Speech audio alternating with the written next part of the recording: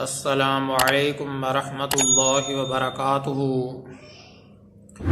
محترم سامعین، آج کے ٹاپک میں ایک شرعی مسئلے کی وضاحت کرنا مقصود ہے۔ وہ شرعی مسئلہ یہ ہے، عورتوں کو جو ہر ماہ حیض کا خون آتا ہے، اس کی ابتدا کب ہوئی؟ محترم سامعین، یہ بات واضح رہنی چاہیے، حدیث پاک میں یہ روایت موجود ہے۔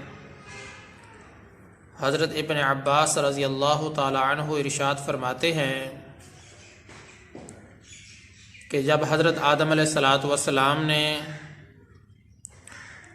اس درخت سے میوہ کھایا جس درخت سے اللہ تبارک و تعالیٰ نے ان کو منع فرمایا تھا، تو اللہ تبارک و تعالیٰ نے حضرت آدم علیہ السلام سے فرمایا،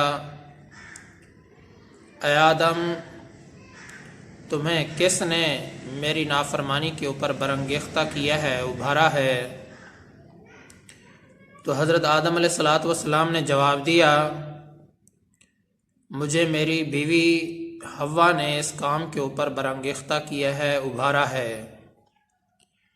تو اللہ تبارک و تعالیٰ نے ارشاد فرمایا، میری طرف سے حوا اور اس کی لڑکیوں کو قیامت تک کے لیے یہ سزا ہوگی کہ ان کو حیض، حمل اور وضع حمل کی تکلیف کے اندر مبتلا کر دوں گا۔ جب اس بات کا حضرت حوا کو علم ہوا تو حضرت حوا بہت زیادہ روئیں۔ تو اللہ تبارک و تعالیٰ کی طرف سے ارشاد ہوا، تو بھی رو اور اسی طریقے سے تیری لڑکیاں بھی روتی رہیں گی۔ محترم سامعین، تو اس حیض کی جو ابتدا کا جو سلسلہ ہے وہ اسی طریقے سے ہی شروع ہوا۔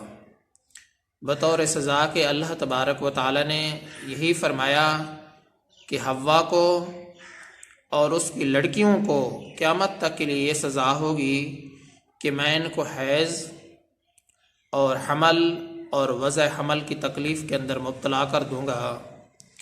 تو محترم سامعین، عورتوں کے لیے ایک بہت بڑی تکلیف کی چیز ہے، ہر ماہ خون آئے اور اسی طریقے سے جب حمل ہو تو کتنی تکلیف ہوتی ہے، اور جب بچہ پیدا ہوتا ہے تو تکلیف کا کیا عالم، بہت زیادہ تکلیف سے عورت کو گزرنا پڑتا ہے۔